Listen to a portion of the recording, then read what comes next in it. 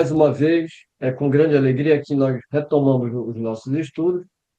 Hoje, o céu e o inferno, ou a justiça divina, segundo o Espiritismo. Que Deus nos ampare através dos bons espíritos, que nós possamos juntos unir mentes e corações e fazer boas reflexões no estudo de hoje. Para nós começarmos o nosso estudo, nós vamos fazer, como sempre, aquelas referências, né, do capítulo de hoje, que nós vamos estudar, que é o capítulo terceiro, da parte primeira, a doutrina, capítulo terceiro que vai tratar da temática o céu. Então, nós trouxemos aqui algumas referências na obra de Kardec, porque nós sabemos que o céu e o inferno já é o quarto livro fundamental da doutrina espírita.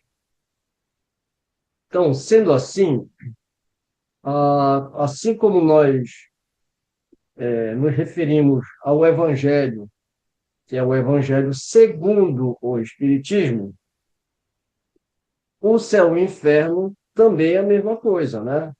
O céu e o inferno, ou a justiça divina, segundo o Espiritismo. Por quê? Porque o céu e o inferno, ou o conceito que a gente tem, né, de céu e de inferno, que foi trazido pela Igreja e por outras vertentes espirituais, elas são bem divergentes entre elas e muitas vezes não nos parece muito racional.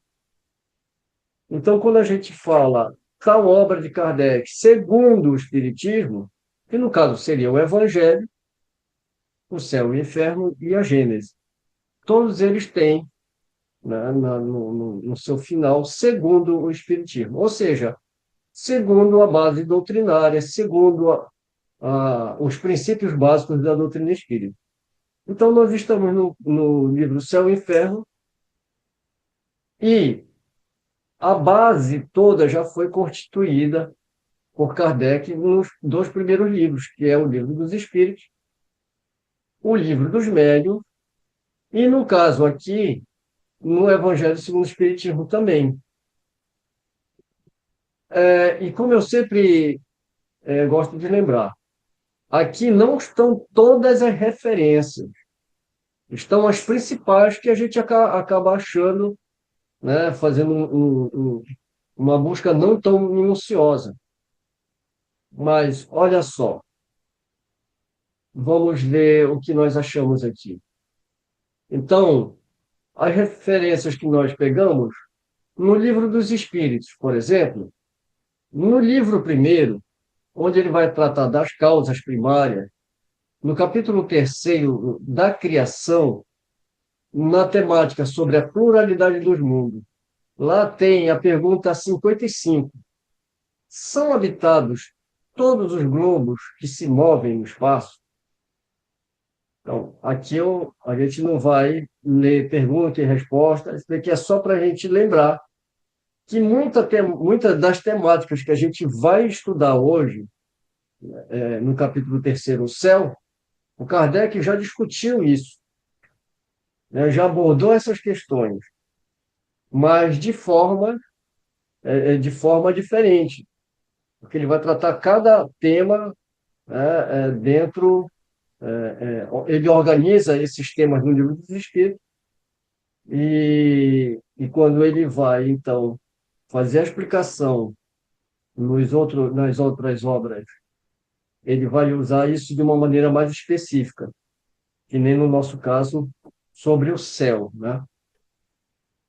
No livro segundo, do mundo espírita ou mundo dos espíritos, no primeiro capítulo, Dois Espíritos, mundo normal primitivo, pergunta 87. Ocupam os espíritos uma região determinada e circunscrita no espaço? Então, ele quer saber, né, se existe uma região circunscrita no espaço. E a gente vai abordar isso também dentro da temática de hoje. Na escala espírita, ele vai falar sobre os espíritos puros, que estão na primeira ordem, né? Primeira classe, classe 1. No capítulo 2 da encarnação dos espíritos, o objetivo da encarnação. Nós temos lá na pergunta 132 a seguinte pergunta: qual o objetivo da encarnação dos espíritos? Então, é como nós já temos comentado, né? Qual é o conceito de reencarnação? Qual é o conceito de encarnação? Como isso se dá? Depende, né? Se for no Espiritismo, nós temos uma maneira de ver e explicar a encarnação e como ela se dá, né? Então, se você for falar sobre reencarnação ou encarnação, e principalmente sobre o objetivo, sobre essa temática, fora do Espiritismo, você vai ter um outro conceito. No capítulo 4 da pluralidade das existências, encarnação nos diferentes mundos, pergunta 172. As nossas diversas existências corporais se verificam todas na Terra? Capítulo 6 da vida espírita, espíritos errantes, pergunta 230 e 232. 230. Na erraticidade, o espírito progride? 232. Podem os espíritos errantes ir a todos os mundos? As relações no além-túmulo. Pergunta 278. Os espíritos das diferentes ordens se acham misturados uns com os outros? Capítulo 10. Das ocupações e missões do espírito. Pergunta 559. Também desempenham função útil no universo os espíritos inferiores e imperfeitos? Ainda no capítulo 10, das ocupações e missões dos espíritos, pergunta 562. Já não tendo o que adquirir, os espíritos da ordem mais elevada se acham em repouso absoluto ou também lhes tocam ocupações? 571. Só os espíritos elevados desempenham missões? No livro terceiro, que trata das leis morais, no primeiro capítulo, da lei divina ou natural, conhecimento da lei natural. Pergunta 621. Onde está escrita a lei de Deus? Essa todo mundo sabe a resposta, né? Está na consciência. Livro 4, das esperanças e consolações. No capítulo 2, das penas e gozos futuros. Natureza das penas e dos gozos futuros. Pergunta 969. Que se deve entender quando é dito que os espíritos puros se acham reunidos no seio de Deus e ocupados em lhes entoar louvor? Paraíso, inferno e purgatório. Paraíso perdido, pecado original. Pergunta 1012. Haverá no universo lugar circunscrito para as penas e gozos dos espíritos, segundo o seu merecimento? Bem, agora, para fechar, o Evangelho segundo o Espiritismo, no capítulo 3, há muitas moradas na casa de meu Pai, diferentes estados da alma na erraticidade, que é o item 2. No capítulo 17, sede perfeito, nas instruções dos Espíritos, nós temos o dever. Então, vocês vejam, né, a quantidade de referências que nós temos aqui e nós lemos somente as perguntas, né? Então, quando você vê essas referências, você vê a importância de se ter o conhecimento prévio do Livro dos Espíritos,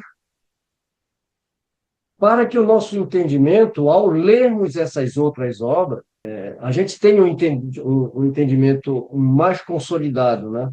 Porque você tem a base do conhecimento, que é o Livro dos Espíritos.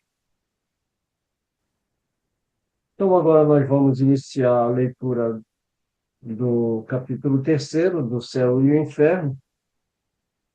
Na primeira parte, né, doutrina, capítulo terceiro, o céu.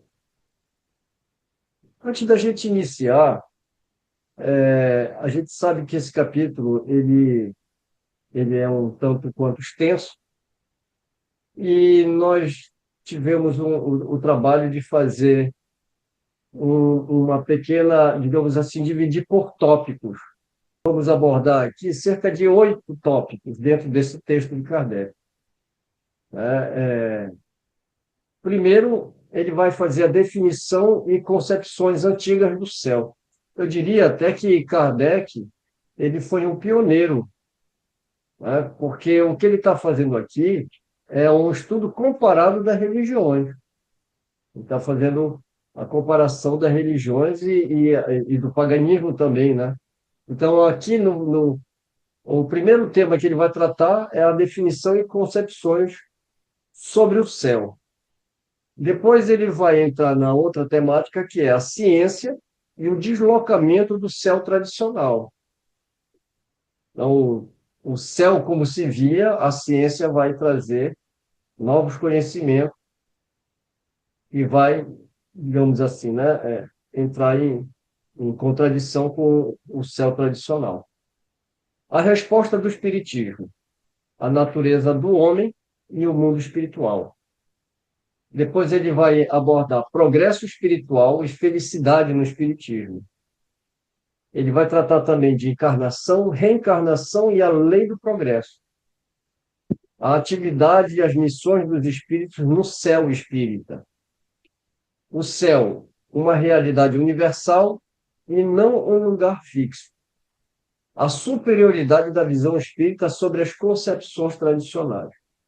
Então, isso daqui foi uma divisão que nós fizemos, não tem nada de. Isso daqui não tem nada a ver com o Kardec, né? Então, do mesmo jeito que o Herculano ele pega aqueles textos longos e ele divide por temas, foi o que nós tentamos fazer.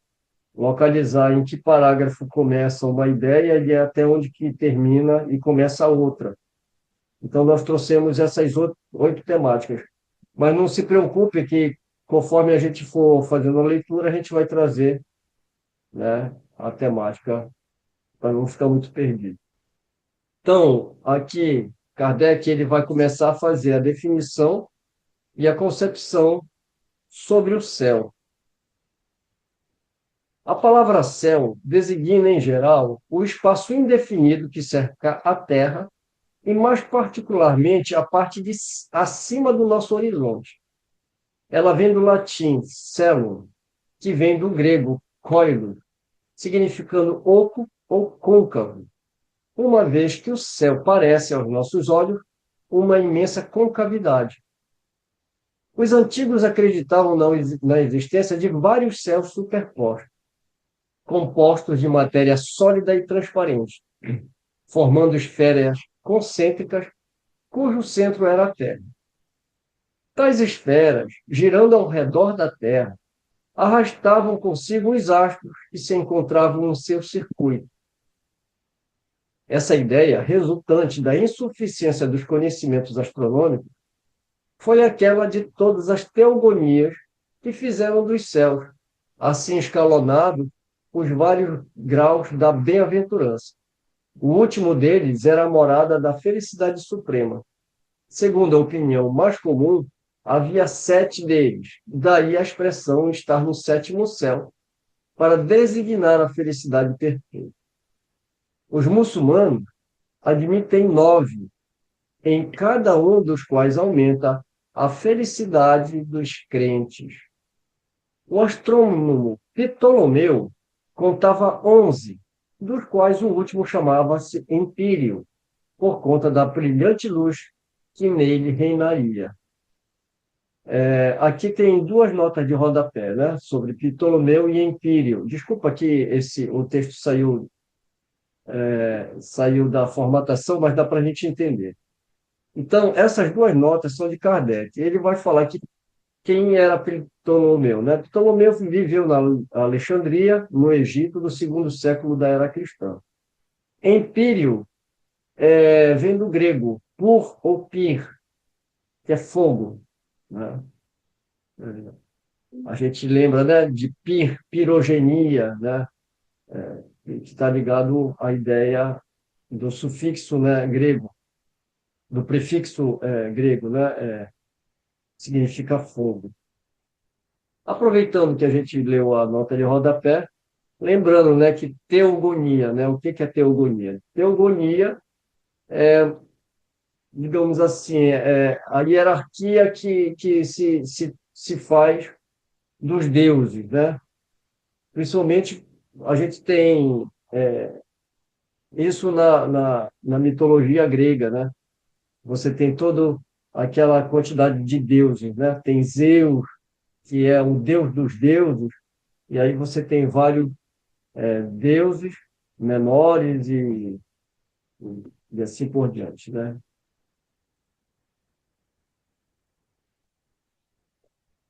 Ainda hoje, é um nome poético dado ao lugar da glória eterna, né? Então, a gente está falando aqui do Empírio, né? Porque o astrônomo Ptolomeu, ele contava 11 céus, né? E o último céu chamava Empírio. Ainda hoje é um nome poético dado ao lugar da glória eterna. A teologia cristã reconhece três céus. O primeiro é o da região do ar e das nuvens. O segundo é o espaço onde se movem os astros.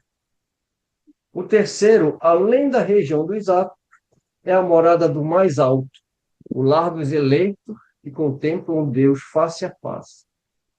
É de acordo com essa crença que se diz que São Paulo foi alçado ao terceiro céu. Então, aqui, né, nós colocamos aqui uma segunda temática, né? A ciência e o deslocamento do céu tradicional. E aqui a primeira ideia, ele vem trazendo uma ideia geral, né, sobre o céu. As diversas doutrinas que se referem à morada dos bem-aventurados baseiam-se todas no erro duplo de que a Terra é o centro do universo e de que a região dos astros é limitada. É para além desse limite imaginário que todas colocaram essa estância afortunada e a morada do Todo-Poderoso, singular anomalia que situa o autor de todas as coisas, aquele que as governa todas nos confins da criação, em lugar de colocá-lo no centro, de onde a irradiação do seu pensamento podia se estender a tudo, né? E aqui é engraçado, né, Kardec fazer essa observação, né? Ele fala, por que que tem que colocar o Criador, né, bem distante da gente, lá no último céu, né, afastado de tudo, já que se pensa que a Terra é o centro de tudo, né? Por que não colocá-lo no centro também, né?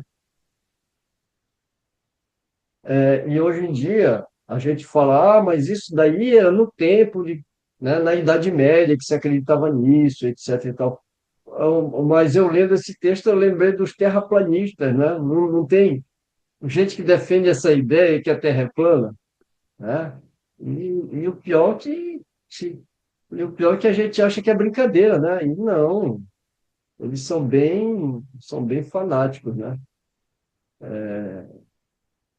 Doideira mesmo, né? Há quem acredite ainda numa coisa dessa. A ciência, com a lógica inexorável dos fatos e da observação, levou sua luz até as profundezas do espaço e mostrou o vazio de todas essas teorias. A Terra não é mais o centro do universo, mas um dos mais diminutos astros girando na imensidão. O próprio Sol é apenas o centro de um turbilhão planetário. As estrelas são inumeráveis sóis em torno dos quais circulam mundos incontáveis, separados por distância, que o pensamento custosamente apreende, ainda que para nós eles pareçam se tocar. Nesse conjunto, regido por leis eternas, em que se revelam a sabedoria e a onipotência do Criador, a Terra aparece apenas como um ponto imperceptível e um dos menos hospitaleiros, Perguntamos-nos, portanto, por que Deus faria da terra a única sede da vida e a ela teria relegado as criaturas de sua predileção? Tudo ao contrário, pressagia que a vida está por toda parte, que a humanidade é infinita tal qual o universo. Com a ciência revelando mundos semelhantes à Terra, Deus não os pode ter criado sem objetivo. Ele deve tê-los povoado com seres capazes de governá-los. As ideias do homem estão na razão do que ele sabe. Como todas as descobertas importantes, a da constituição dos mundos deu um outro curso às suas ideias.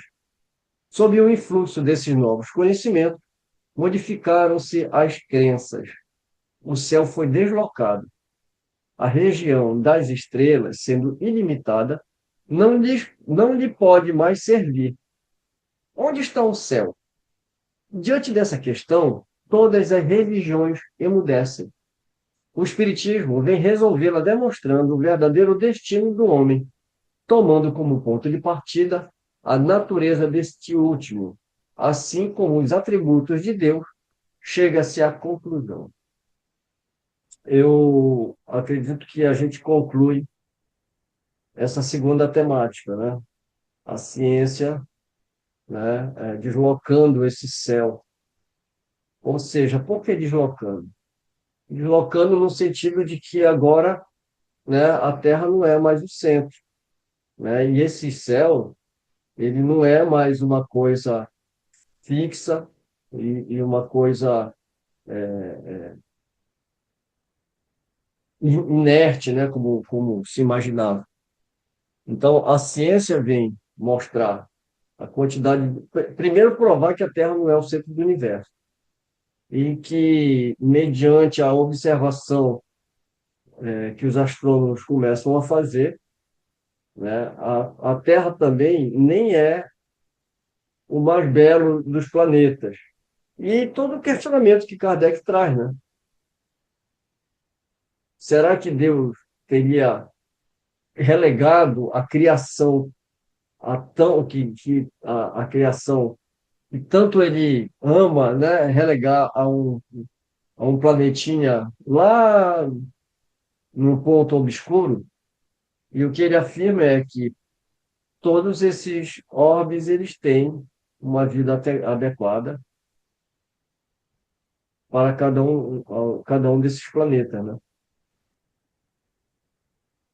Agora nós vamos ver a resposta do Espiritismo, a natureza do homem e o mundo espiritual.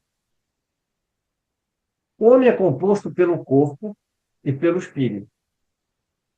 O espírito é o ser principal, o ser da razão, o ser inteligente. O corpo é o invólucro material que reveste temporariamente o espírito para a realização da sua missão sobre a Terra e a execução do trabalho necessário ao seu avanço. Usado, o corpo se destrói, mas o espírito sobrevive à sua destruição.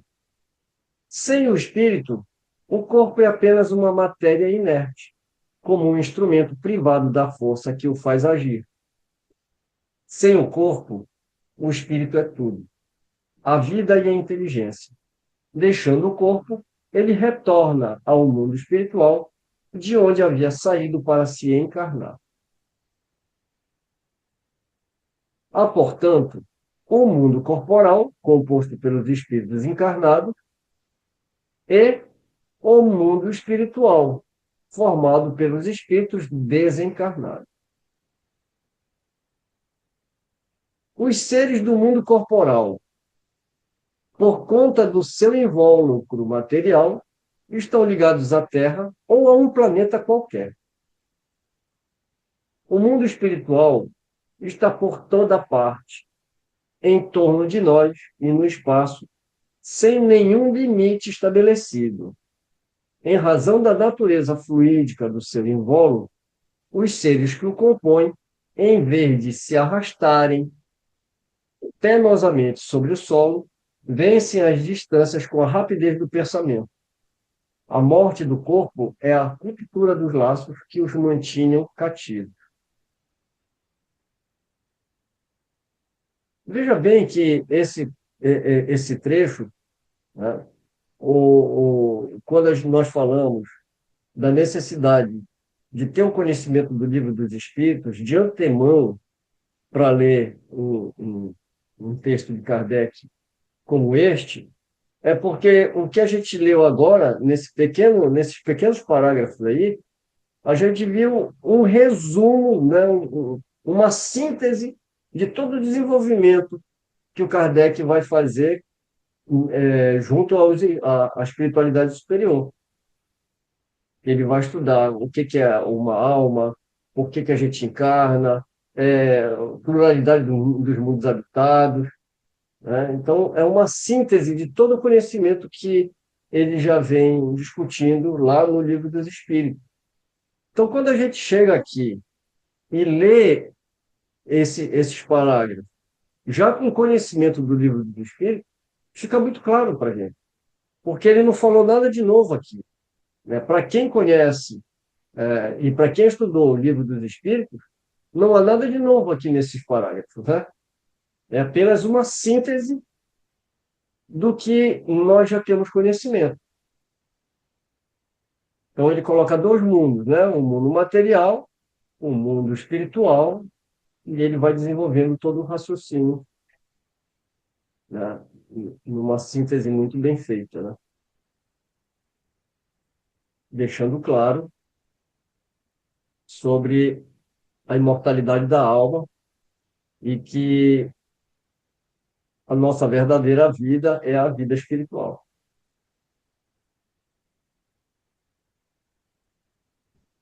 Kardec vai entrar numa outra temática agora, que é o progresso espiritual e felicidade no espiritismo. E ele começa assim: os espíritos são criados simples e ignorantes, mas com aptidão para tudo conquistar e para progredir, em virtude do seu livre-arbítrio.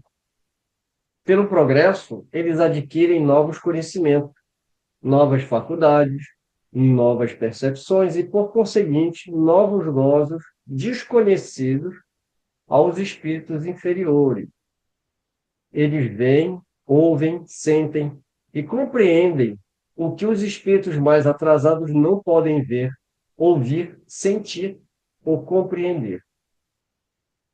Sua felicidade está na razão do progresso realizado, de sorte que, de dois espíritos, um pode não ser tão feliz quanto o outro, unicamente por não ser avançado intelectual e moralmente, sem que eles tenham necessidade de estar, cada um, em um lugar diferente. Ainda que estejam ao lado um do outro, um pode estar nas trevas, ao passo que tudo é resplandecente em torno do outro. Precisamente quando um cego e uma pessoa que enxerga se dão as mãos. Uma percebe a luz que não causa impressão alguma em seu vizinho, sendo a felicidade dos espíritos inerente às qualidades que possuem, alcançam-na onde quer que se encontre, seja na superfície da Terra entre os encarnados ou no espaço. Olha, isso daqui é muito importante a gente entender, né? Por quê? Porque aqui ele está falando sobre as condições, né, de felicidade ou infelicidade de um espírito. Então ele fala que não é uma localidade,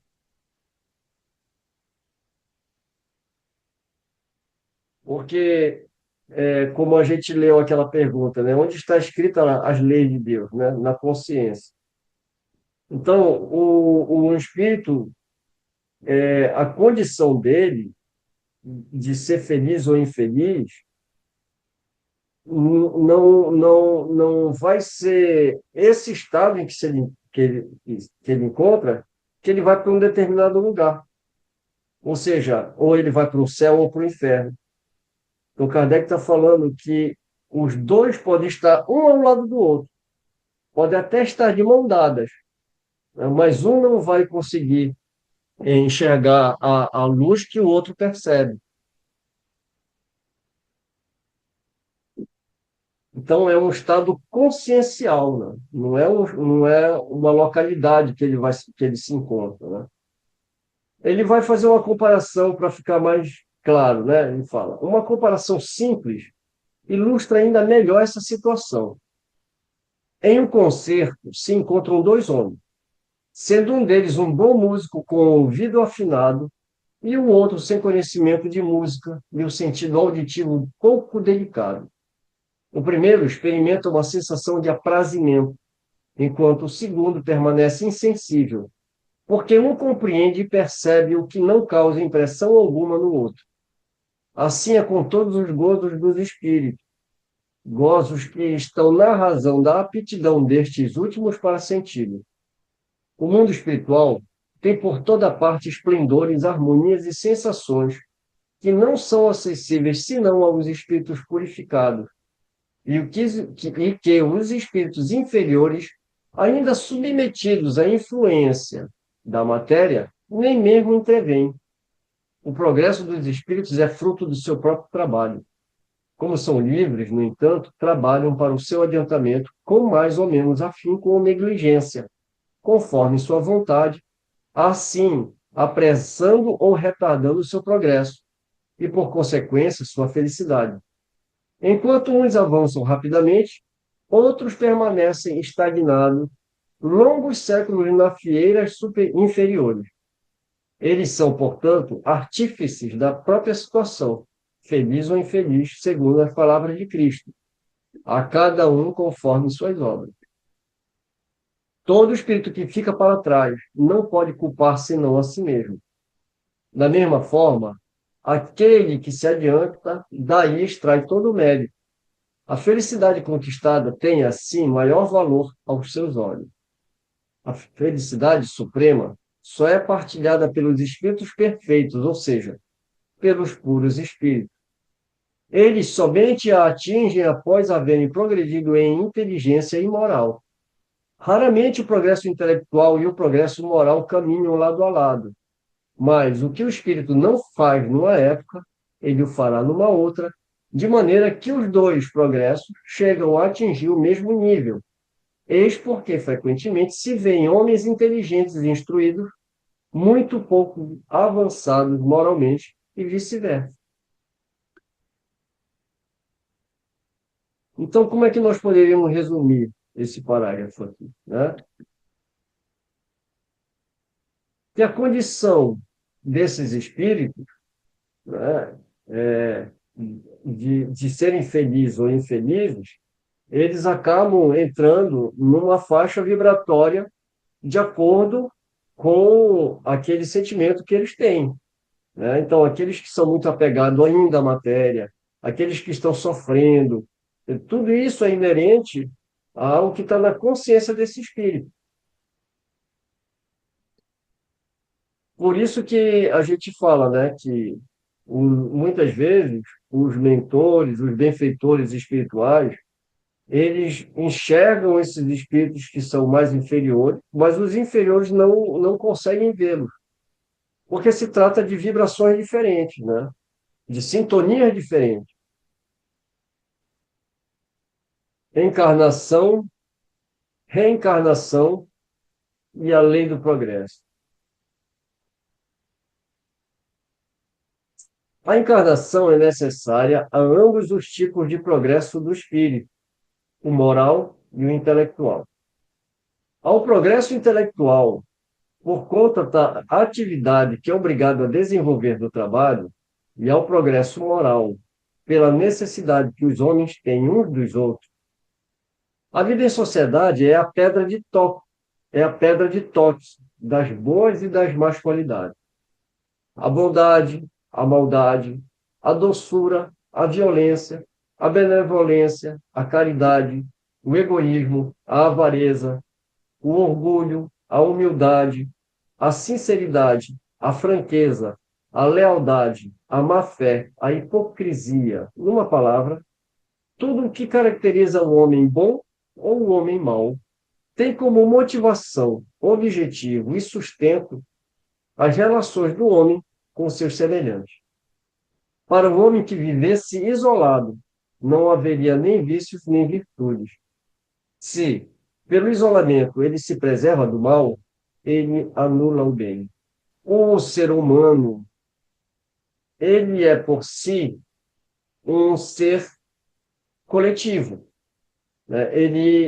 O ser humano ele não foi feito para viver isolado. Então, como ele coloca aqui, a vida em sociedade é a pedra de toque das boas e das más ações. Aliás, das boas e das más qualidades. E aqui ele vai citar, né, várias delas, né? Tanto virtudes, né, quanto vícios, né? E que ele fala que é somente pela convivência uns com os outros tem essa experiência coletiva, né? Então, aquele que pelo isolamento, né, se pelo isolamento ele se preserva do mal, ele anula o bem. Quando você escolhe o isolamento, você não consegue desenvolver nenhuma das virtudes, nem boas nem ruins, né? Aliás, o Kardec ele vai abordar isso no livro dos Espíritos, né? Porque ele pergunta para os espíritos, né? A respeito de uma vida de isolamento, né? E os espíritos respondem, né? Que é uma vida inútil. Justamente por isso, porque se ele se preserva do mal, ele também anula todo o bem. Porque qual é a maior lei? Não é a pergunta que os fariseus fazem para Jesus, qual é a maior lei, né? Qual é o maior mandamento, melhor dizendo, né? E Jesus devolve a pergunta, né? Ele fala o que está escrito. Aí ele responde, né? Amarás a Deus de todas as suas forças, de todo o seu coração, com toda a sua dignidade, que não sei o quê, não sei o quê, não sei o quê. Né? E é o próximo como a si mesmo, né? E aí Jesus fala, então, vá e faz isso aí, né? Ah, então, quer dizer, se a maior lei é amar a Deus e ao próximo, como é que eu vou amar o próximo se eu estou isolado, né?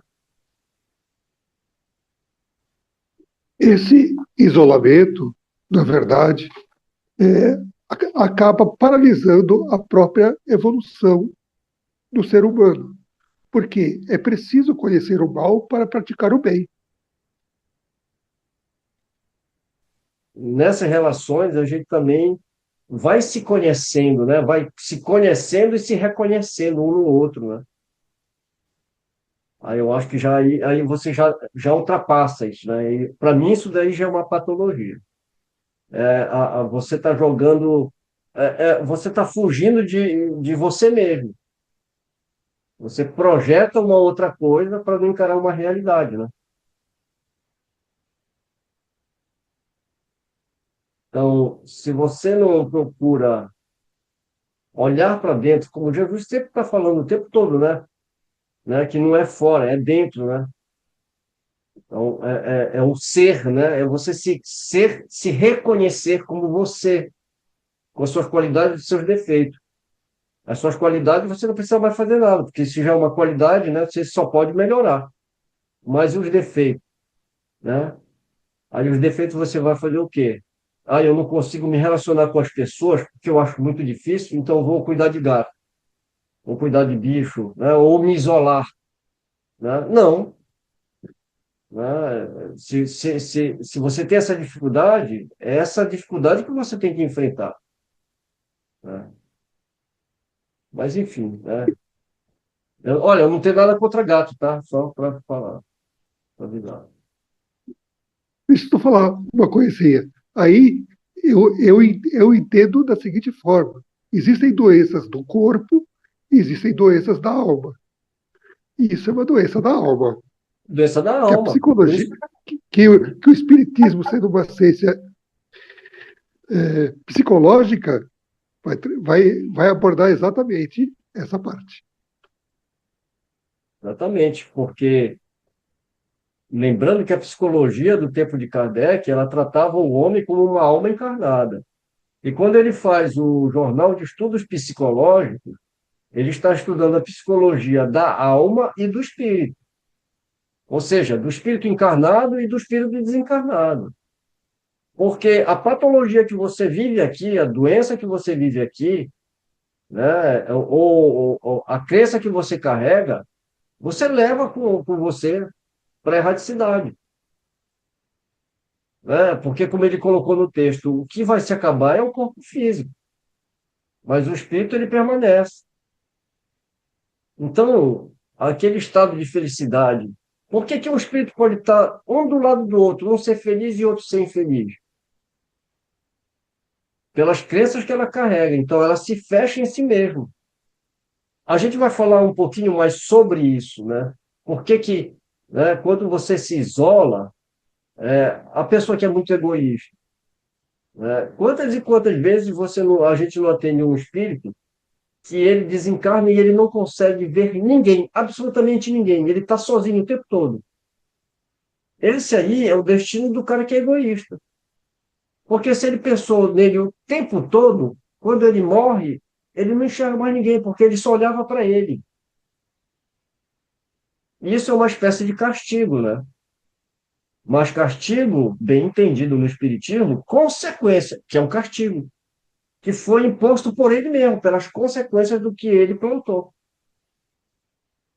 Né? Então, tem espírito que fica na treva mesmo. Não enxerga ninguém, né, as pessoas que ele ama, e ele fica. Por quê? Porque, na verdade, viveu para ele o tempo todo, né?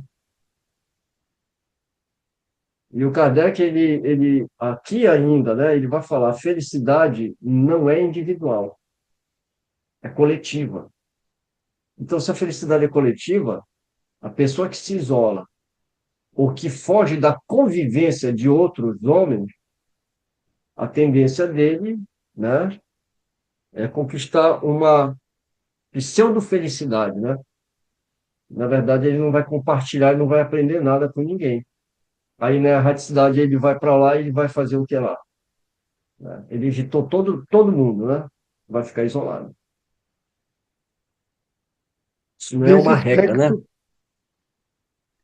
nesse aspecto, a felicidade é coletiva, porque a linguagem dos espíritos é o pensamento.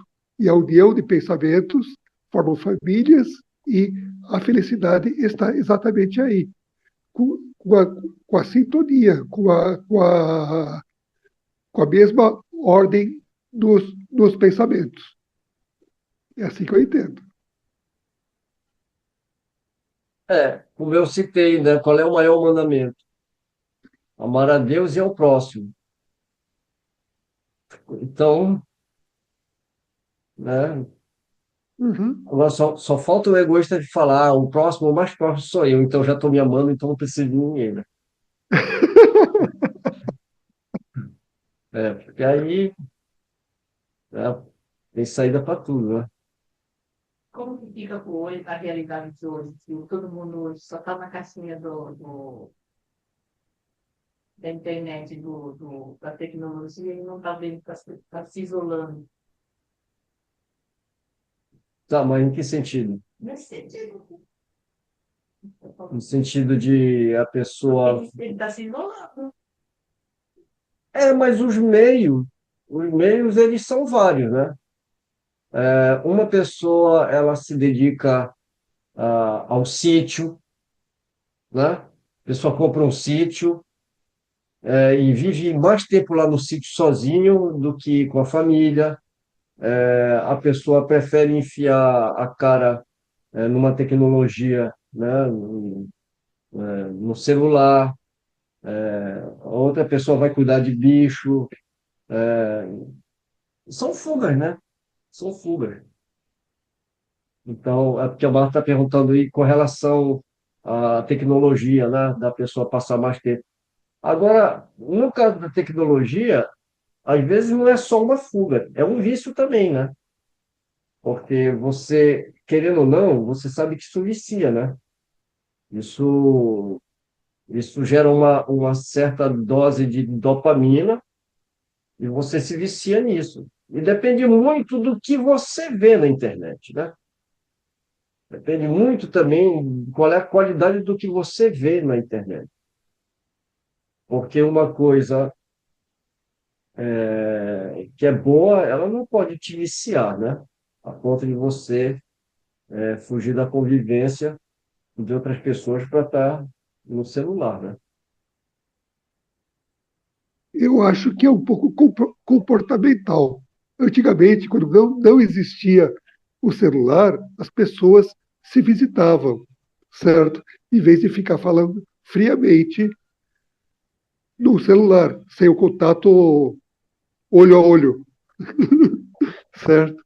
Desta forma, a gente precisa tomar cuidado, ficar esperto, para, na verdade, a tecnologia ser útil, mas não interferir nas relações humanas. Então, vamos voltar aqui para o texto.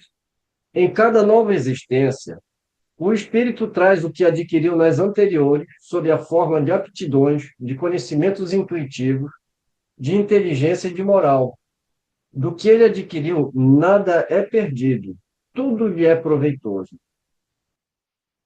Todo progresso realizado, todo conhecimento adquirido, mesmo na última hora da existência, são outras tantas conquistas para o futuro, tantas provas adicionais de que se poupa, tantos elementos para acrescer a felicidade futura.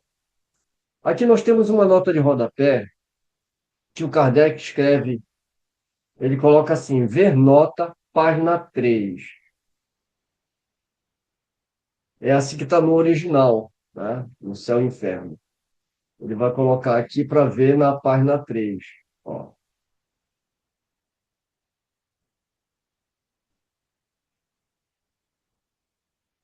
Aqui, ó. Ver a nota na página 3. Quando você vai lá no original, ele está se referindo àquele moço, né, que tem alguns dias de vida, né, algum tempo de vida, e ele, então, como ele não tem essa crença no futuro, ele não acredita na reencarnação, né, tem uma ideia materialista, então ele diz que ele vai aproveitar a vida para gozar o máximo que ele possa, né? Então, essa nota de rodapé que ele coloca aqui, essa nota que ele nos arremete à leitura sobre a felicidade futura, né? Porque ele coloca aqui, né? Mesmo na última hora da existência, o espírito que pressente sua morte próxima não dirá que é inútil trabalhar pela própria instrução por conta do pouco tempo que lhe resta para viver. Compreendendo a solidariedade entre o presente e o futuro, via a lei do progresso, ele pensará o contrário. Aproveitemos estes últimos momentos para avançar o mais possível, porque o trabalho feito está feito. Cada existência é, assim, um passo adiante na estrada do progresso, a menos que por sua preguiça, indiferença ou obstinação no mal, ele não o aproveite, caso em que terá que recomeçar. Dele, portanto, depende aumentar ou diminuir o número de encarnações, sempre mais ou menos penosas e trabalhosas. Você sabe, eu não sei se vocês já ouviram de algumas pessoas que falam assim: ah, então a gente não regride, né? Então a gente só progride. Dentro do Espiritismo, a ideia é essa, né? Que o Espírito ele não retrograda. Sim, ele não regride, ele não retrograda, mas ele também pode não avançar, ele pode estacionar. Então tem gente que fala assim: ah, então se a gente não regride, para que for fazer isso agora? Deixa para depois, né? Então tem gente, só que tem um problema, né? É como ele coloca aqui, quem decide a quantidade de encarnações que você vai ter que passar ou não é você mesmo pelo seu livre-arbítrio. Só que a gente tem que lembrar que o estado estacionário, ele te causa uma infelicidade também. Porque nós também temos espíritos familiares, espíritos que também foram criados no mesmo momento que nós, né? E quando a gente evolui junto, a gente sempre está perto daqueles que a gente ama. E quanto mais a gente estaciona, mais a gente vai ficando isolado, né?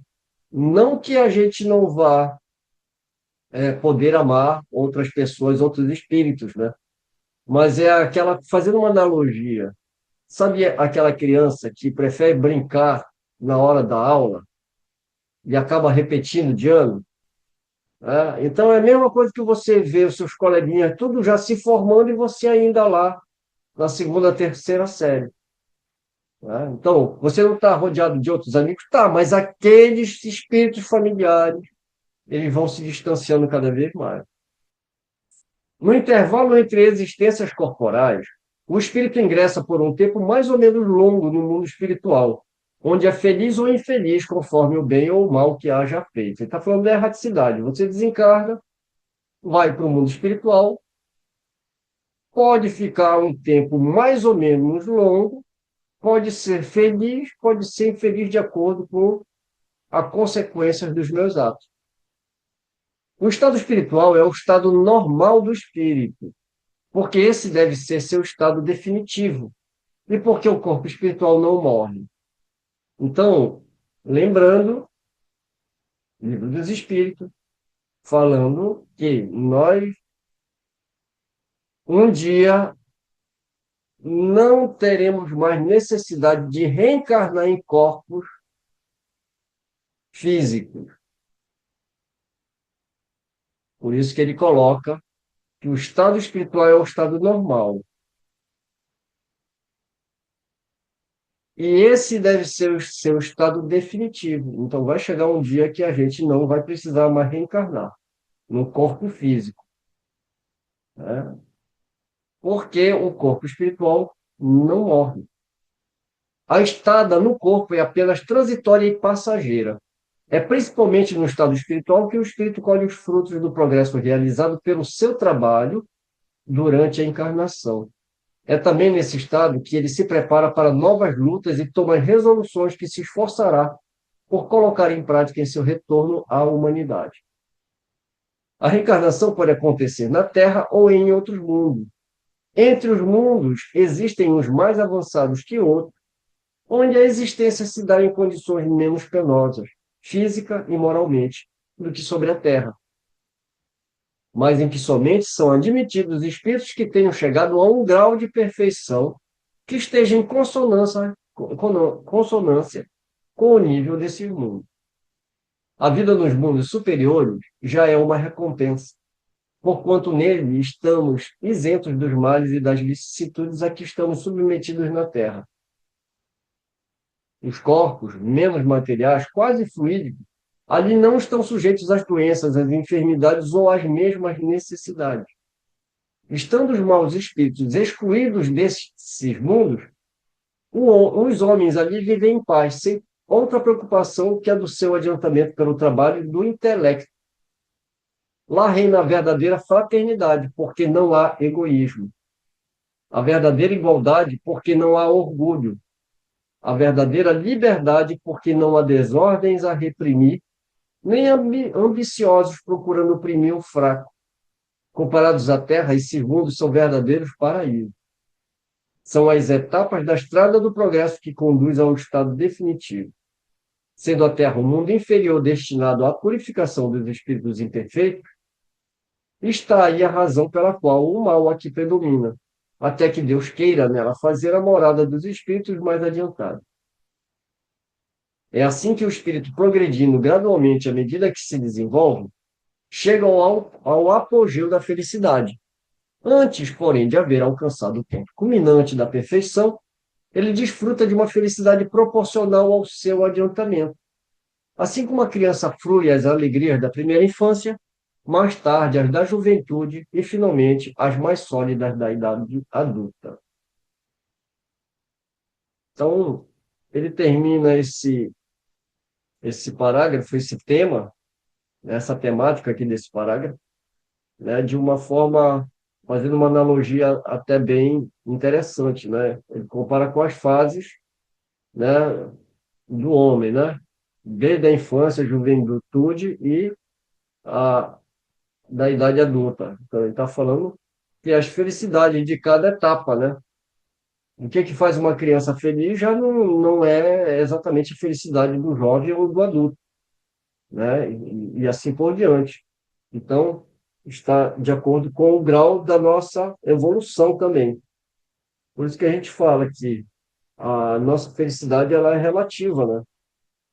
Porque a gente ainda vive no mundo de expiação e prova, né? Como é que a gente vai ser feliz sabendo, né, que numa hora dessa muitas pessoas estão passando fome, estão privados da sua liberdade, pessoas que estão passando, né, mal. Então, a nossa felicidade ela é sempre relativa. Mas isso é um exercício também, para que a gente coloque a fraternidade em movimento. Aí, mais uma vez, a gente volta para a necessidade da convivência social, né? Só se pratica a fraternidade com outra pessoa, né? Aqui, o Kardec ele vai falar sobre a atividade e as missões dos espíritos no céu, né? Nesse céu, no céu espírita que eu digo, na maneira como o espírita vê o céu, né? A felicidade dos espíritos bem-aventurados não está na ociosidade contemplativa, que seria, como frequentemente se tem dito, uma eterna e fastidiosa inutilidade. A ideia daqueles anjos, né? Você vai para o céu e fica lá tocando harpa, né? Lá sem fazer nada, né? Uma ociosidade, né? A vida espiritual, em todos os níveis, é, ao contrário, uma incessante atividade, conquanto seja uma atividade sem fadigas. A suprema felicidade consiste em desfrutar todos os esplendores da criação que nenhuma linguagem humana poderia descrever, que a imaginação mais fecunda não conseguiria conceber. Consiste no conhecimento e compreensão de todas as coisas, na ausência de todo sofrimento, físico e moral, numa satisfação íntima, uma serenidade na alma que nada pode abalar, no amor puro que une todos os seres, por não haver o desgaste do contato com os maus, e, acima de tudo, na visão de Deus e na compreensão de seus mistérios, revelados aos mais dignos. Entre os espíritos puros também se encontra a suprema felicidade nas tarefas de que se alegram por delas serem encarregados. Eles são os messias ou mensageiros de Deus para a transmissão e execução de suas vontades. Eles realizam as grandes missões, presidem a formação dos mundos e a harmonia geral do universo. Tarefa gloriosa a que só se chega pela perfeição. Os espíritos da ordem mais elevadas são os únicos que comungam dos segredos de Deus, inspirando-se no seu pensamento de que são os representantes diretos. Eu lembrei que Jesus fala, né? Tem um momento que os apóstolos estão discutindo para saber quem era maior entre eles, né? E tá lá, eu sou maior, não, eu sou, não, o outro, não sei o quê, né? E nesse momento é que Jesus cinge a cintura, né? Se encarrega então de lavar os pés, né, dos apóstolos ali para a Páscoa, né? E aí Pedro, né, se revolta e fala, não, o senhor não vai lavar meus pés, né? E Jesus fala que se ele não deixasse Pedro ele lavar o pé, né, ele não teria parte com Jesus. Aí Pedro então fala, não, senhor, então pode lavar meu pé. E Jesus dá uma lição, né? Porque ele fala, aquele que quer ser o maior no reino de Deus, que seja aquele que mais serve, né? Quando ele coloca que a alegria, né, desses espíritos é de servir. As atribuições dos espíritos são proporcionais ao seu adiantamento, aos conhecimentos que possuem, às suas habilidades, experiências e grau de confiança que inspiram o mestre soberano. Não há aí privilégios ou favores que não sejam o prêmio do mérito. Tudo é apreciado sob o critério da mais estrita justiça. As missões mais importantes são confiadas apenas àqueles que Deus sabe estar aptos a cumpri-las e cuja realização são capazes de frustrar ou de comprometer. Deus sabe estar aptos a cumpri-las e cuja realização são incapazes de frustrar ou de comprometer. Enquanto, sob as próprias vistas de Deus, os mais dignos compõem o Conselho Supremo, aos chefes superiores é conferida a direção dos turbilhões planetários e a outros é conferida a direção de mundos especiais. Bem a seguir, na ordem de adiantamento e de subordinação hierárquica, as atribuições mais restritas daqueles que são encarregados do desenvolvimento dos povos, da proteção das famílias e dos indivíduos, do impulso de cada ramo do progresso, das diversas operações da natureza, até os mais ínfimos detalhes da criação.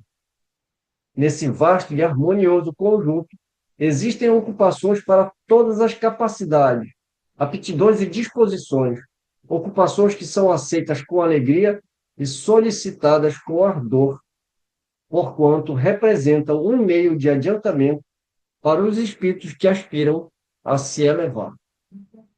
Eu fiquei pensando, na verdade, os mundos mais próximos da perfeição, certo? Os mundos melhores, o perispírito dos espíritos encarnados são cada vez mais quintessenciados, de forma que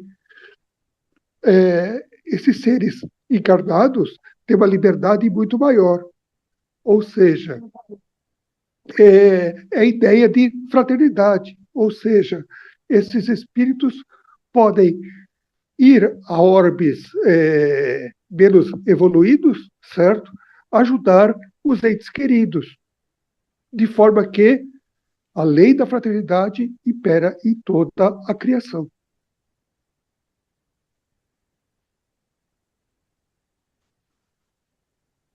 Sim, estou de acordo plenamente. A encarnação é inerente à inferioridade dos espíritos.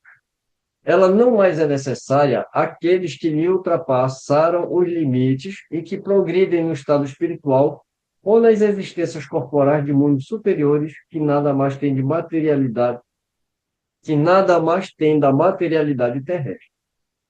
No caso destes últimos, a encarnação é voluntária, de modo a exercer uma ação mais direta sobre os encarnados, para que se cumpra a missão da qual estão encarregados entre os mesmos. Aceitam os espíritos superiores as vicissitudes e os sofrimentos da encarnação por devotamento. Ao lado das grandes missões confiadas aos espíritos superiores, existem outras de todos os graus de importância, consignadas aos espíritos de todos os níveis, donde se pode afirmar que cada encarnado tem a sua, ou seja, tem deveres a cumprir para o bem de seus semelhantes, desde o pai de família a quem cabe o cuidado de fazer progredir seus filhos, até o gênio que difunde novas sementes de progresso na sociedade. É nessas missões secundárias que se encontra frequentemente as falhas, erros e deserções, mas que prejudicam apenas o indivíduo e não o todo. Todas as inteligências concorrem, portanto, para a obra geral, em qualquer grau a que tenham chegado, e cada um na medida de suas forças. Umas encarnadas, outras no estado de espírito. Por toda parte, a atividade, desde a base até o alto da escala, todos se instruindo, ajudando-se, apoiando-se mutuamente, dando-se as mãos para alcançar a plenitude. Assim se estabelece a solidariedade entre o mundo espiritual e o mundo corporal, ou seja, entre os homens e os espíritos, entre os espíritos livres e os espíritos cativos. Assim se perpetuam e se consolidam, pelo aprimoramento e continuidade das relações, as simpatias verdadeiras, as afeições santas. Por toda parte, portanto, vida e movimento. Nenhum canto do infinito que não seja povoado, nenhuma região que não seja incessantemente percorrida por inumeráveis legiões de seres radiantes, invisíveis para os sentidos grosseiros dos encarnados, mas cuja visão deslumbra de admiração e de alegria as almas libertas da matéria. Em todo lugar, enfim, existe uma felicidade atinente a todo o avanço, a todos os deveres cumpridos. Cada um traz consigo os elementos de sua felicidade pela categoria em que o posiciona seu grau de adiantamento. Então, a gente vê aqui que as missões, elas são desde as mais simples até as mais complexas. E todos nós temos capacidade o suficiente para estar numa missão. Então, não existe missão grande, não existe missão pequena. A missão, ela é missão de acordo com a capacidade de cada um de nós. Então, o interessante é a gente, né, fazer o que a gente deve fazer. Não se incomodar e ficar pensando em missões grandiosas, né? Porque tudo está, né, de acordo com as leis de Deus, tudo dentro das nossas capacidades. Bem, meus amigos, nós chegamos então, assim, praticamente, digamos assim, na metade deste capítulo de hoje, o capítulo 3º, o céu, e nós retomaremos no próximo estudo a conclusão deste capítulo. Então, nós contamos mais uma vez com vocês, para as nossas reflexões, e a gente então se vê em breve. Um abraço e um beijo no coração de todos. Tchau para vocês.